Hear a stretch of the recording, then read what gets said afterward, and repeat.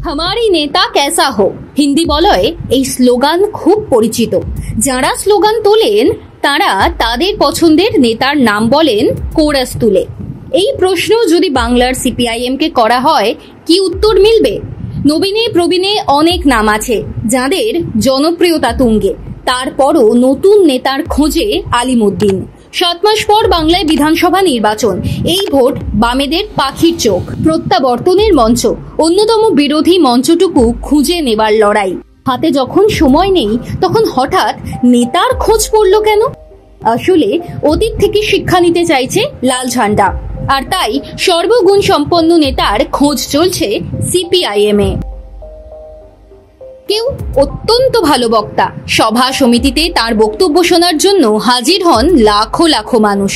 কেউ আবার চমৎকার সংগঠক, কেউ আবার নতুন প্রজন্মের কাছে আইকন, কেউ দলকে স্বপ্ন দেখাতে পারেন।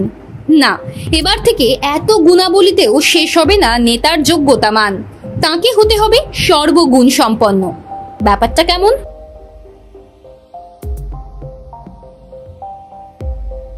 শুধু মার্ক্সবাদ লেনিনবাদ বুঝিয়ে যাওয়ার মধ্যেই নেতাদের সীমাবদ্ধ থাকলে আর হবে না। বহুমুখী গুণসম্পন্ন নেতৃত্ব চাইছে আলিমুদ্দিন। কেউ ভালো বক্তা কিন্তু সংগঠক চালানোর দক্ষতা নেই, আবার কেউ দক্ষ সংগঠক কিন্তু ভালো বক্তা নন, পারদর্শী নন সোশ্যাল মিডিয়ায়। কেউ আবার পার্টির কাজ করলেও কর্মী সমর্থকদের মধ্যে গ্রহণযোগ্যতা নেই। এরকম হলে এবার থেকে চলবে না, সব দিক দিয়ে পারদর্শী হতে হবে, নেতৃত্বকে একাধিক বিষয়ে দক্ষ হতে হবে, এমনই জানা যাচ্ছে। কেন এমন পথে হাঁটতে চাইছে সিপিআইএম? বাংলায় শূন্যের গেরো কাটাতেই 26-এর ভোটের আগে বহুমুখী প্রতিভা রয়েছে এমন নেতাদের তুলে আনতে চাইছে সিপিআইএম, এমনটাই মনে করছে রাজনৈতিক মহল। সিপিআইএম তাদের পার্টি চিঠিতে বলছে দলের নেতৃত্বকে সর্বক্ষেত্রে উদাহরণ স্থাপন করতে হবে, বহু কাজ একসঙ্গে করার যোগ্যতা প্রতিটি পার্টি সদস্যের মধ্যে গড়ে তুলতে হবে।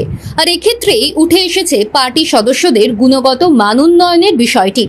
14 বছর রাজ্যের ক্ষমতায় না থাকার পিছনে এই বছরগুলিতে যে এখনো ঘাটতি রয়েছে তা কার্যত মেনে নিচ্ছে বঙ্গ সিপিআইএম। সেই কারণেই বলা হচ্ছে সর্বস্তরের নেতৃত্বকেই নেতৃত্ব দানের দক্ষতা অর্জন করতে হবে। পাশাপাশি সাংগঠনিক পরিকাঠামোয় পার্টির সবচেয়ে গুরুত্বপূর্ণ স্তর হলো শাখা। শক্তিশালী সেই শাখা সংগঠন সিপিআইএম এর আর নেই। শাখার সদস্যরা থাকলেও সেরকম কোনো কর্মসূচিতে দেখা যায় না পার্টি কমরেডদের। পাশাপাশি দক্ষ শাখা সম্পাদকের অভাব রয়েছে বলেও পার্টি চিঠিতে কার্যত স্বীকার করে নেওয়া হয়েছে। সামনেই 26-এর বিধানসভা নির্বাচন, জেলাভিত্তিক সাংগঠনিক রিপোর্ট আলিমুদ্দিনে আসছে।